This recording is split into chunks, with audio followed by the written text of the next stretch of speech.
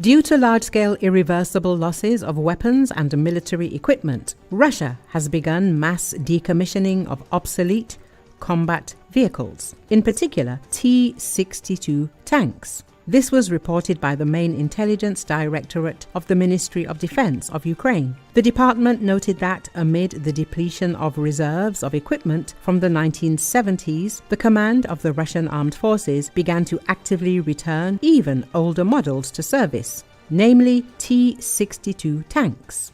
The restoration of these vehicles is taking place mainly at the 103rd Armoured Repair Plant located in the town of Atamanovka, Trans-Baikal Territory. The supply of T-62 tanks to the combat zone is carried out mainly from the warehouses of the Eastern Military District, the intelligence service said. The Main Intelligence Directorate of the Ministry of Defense of Ukraine clarified that on June the 27th, 2025, the transfer of 21 T-62 tanks from the Eastern Military District to the European part of the Russian Federation was recorded. The technical condition of most of these vehicles is unsatisfactory. The tanks have been stored outdoors for decades without maintenance. However, due to the acute shortage of modern main battle tanks, such as the T-90M and T-72B3M, the use of the T-62 is considered a temporary but forced solution, the intelligence officers explained. According to them, the key factors limiting the production capabilities of modern armored vehicles in the Russian Federation remain the lack of industrial capacity and the shortage of imported high-tech components.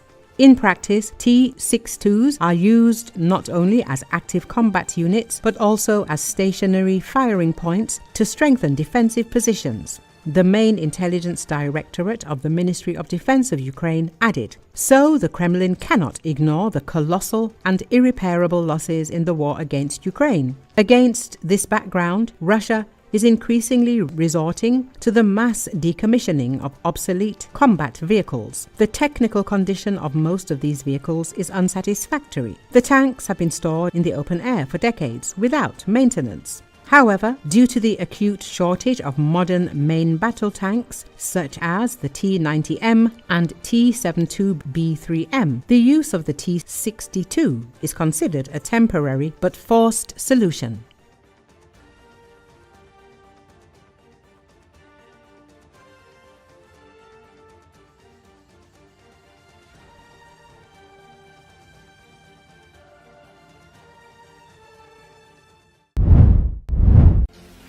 Serbian police on Monday removed street blockades in the capital Belgrade that were part of a protest over a spate of arrests of anti-government protesters after a massive rally demanding an early parliamentary election.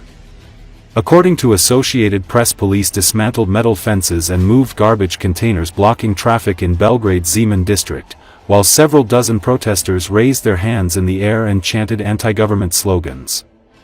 Police also intervened separately in a downtown area.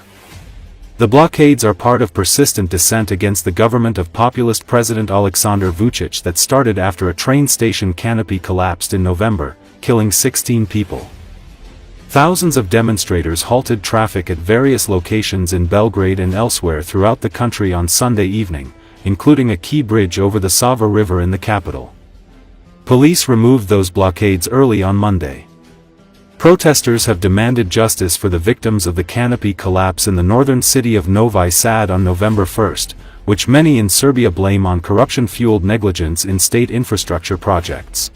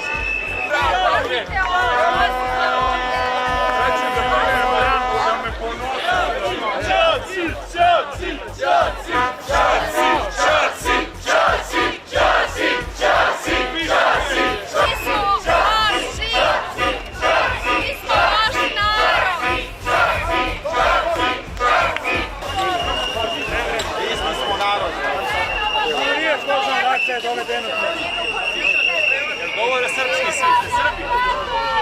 Da li razumeju uopšte, ste Srbi?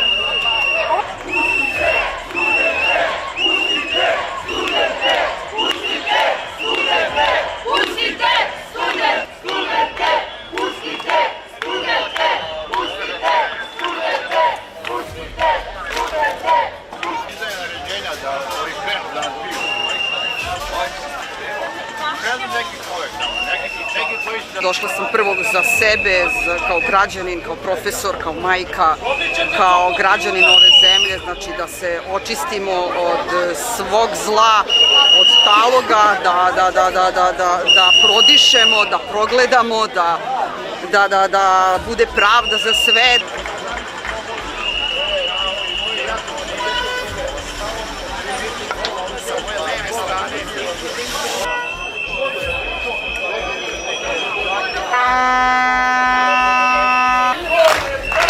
Branimo koju su nam oteli. Polako, oteli su celu državu.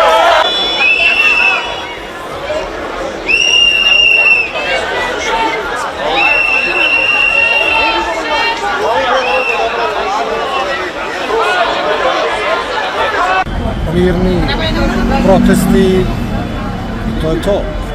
Niko ovde ne pravi nikakav problem, ljudi stoje i tako pokušavaju da se izraze, ništa više.